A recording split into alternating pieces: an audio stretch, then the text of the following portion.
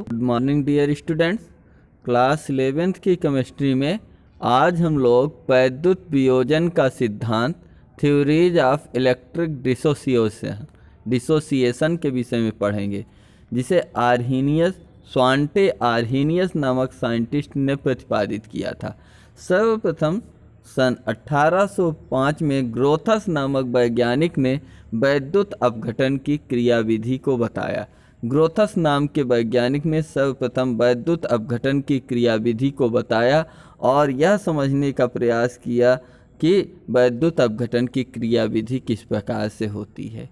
इनके बाद के वैज्ञानिकों ने इस क्रिया को स्पष्ट करने का प्रयास इसी क्रम में करते रहे। लास्ट में क्लाउसियस ने सन 1857 में, क्लाउसियस नामक वैज्ञानिक ने 1857 में अपने स्पष्ट सुझाव दिए।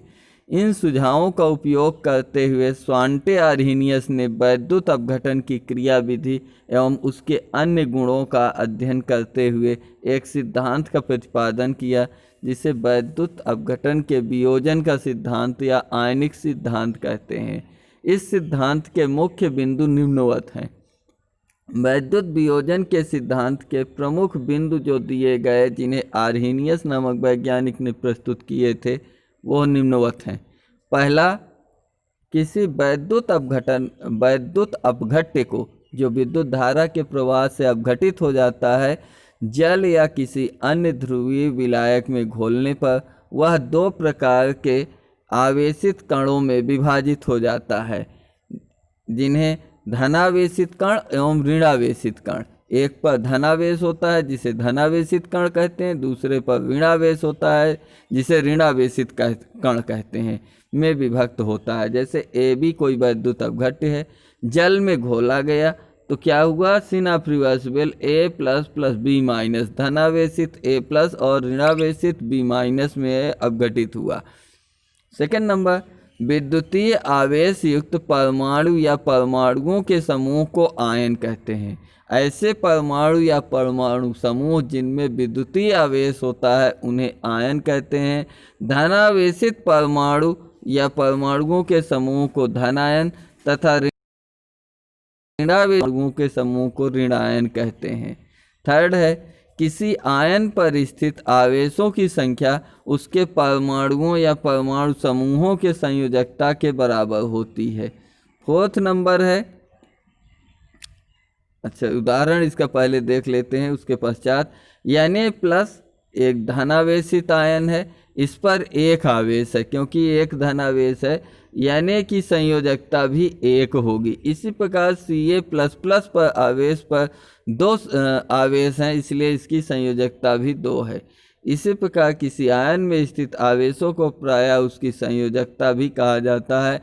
आयन पर कितना आवेश है, उसके आवेश के बराबर ही उसकी संयोजकता होती है।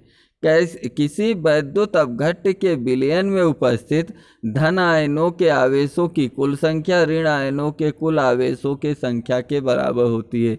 किसी धन आयन पर उपस्थित आवेश ऋण आयन के आवेश के बराबर होता है। अब अगला हम लोग देखते हैं, 5वां नंबर है, वैद्युत क्रिया उत्क्रमणीय होती है, उत्क्रमित होती है, मीन्स के परिवर्तनीय, अभिकारक से उत्पाद से अभिकारक बनने की क्षमता होती है। जब किसी वैद्युत अपघट्य को जल में घोला जाता है तो वैद्युत अपघट्य के अणुओं तथा आयनों के मध्य साम्य अवस्था स्थापित हो जाती है। उदाहरण, AB एक वैद्युत अपघट्य है, तो AB को जल में घोलने पर यह अणु AB आयनों A+ तथा B- के मध्य निम्न साम्यावस्था स्थापित हो जाती है। AB सिनाप्रिवर्सिबल A++ B- साम्यावस्था पर अभिकारक की सांद्रता बटे उत्पाद की सांद्रता बराबर K, जहाँ पर विद्युत आपका रासायनिक साम्य स्थिरांक है। Concentration of A+ into concentration of B- upon concentration of AB = K, जहाँ K वियोजन या आयनन स्थिरांक है। 6वां नंबर देखते हैं, किसी वैद्युत अपघट्य के भौतिक तथा रासायनिक गुण उसके आयनों के स्वभाव तथा उनकी मात्रा पर निर्भर करती है। आयन किस स्वभाव का है, धनावेशित है या ऋणावेशित है, तथा उस पर मात्रा कितनी है, यानी उसकी आयन की कितनी आयनित परमाणु की मात्रा कितनी है, आयन पर आवेश की मात्रा कितनी है, इस पर निर्भर करता है।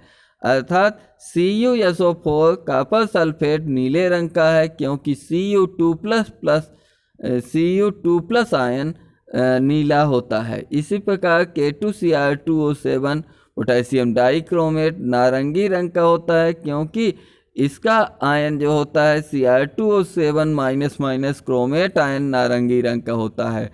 अतः इन दोनों की क्रिया से बना परमाणु आपका CuCr2O7 के विलयन का रंग हरा होता है। सातवां और लास्ट नंबर की ओर हम लोग चलते हैं। किसी विद्युत अपघट्य को जल में घोलने पर उसके सभी अणु आयनित हो जाते हैं। जैसे विद्युत अपघट्य हमारा NaCl KCl इस प्रकार से है, वो जल में घोलने पर उसके सभी अणु आयनित नहीं होते। किसी विद्युत अपघट्य के अणुओं की वह भाग जो आयनों के रूप में वियोजित हो जाती है, आयनन की मात्रा या वियोजन की मात्रा कहलाती है। जितनी मात्रा वियोजित या आयनित होती है उसे वियोजन की मात्रा कहते हैं। अतः आयनन की मात्रा बराबर आयनों में वियोजित अणुओं की संख्या बटे आयनों के कुल अणुओं की संख्या के मान के बराबर होती है। तो इस प्रकार से आज हम लोगों ने इस विद्युत अपघट्य के आर्हेनियस के विद्युत अपघटनी वियोजन संबंधी सिद्धांत के विषय में पढ़ा, इसके संबंधित जानकारी प्राप्त की। मिलते हैं अगले टर्न पर अगले नए टॉपिक के साथ। तब तक के लिए सब लोगों को जय हिंद, वंदे मातरम।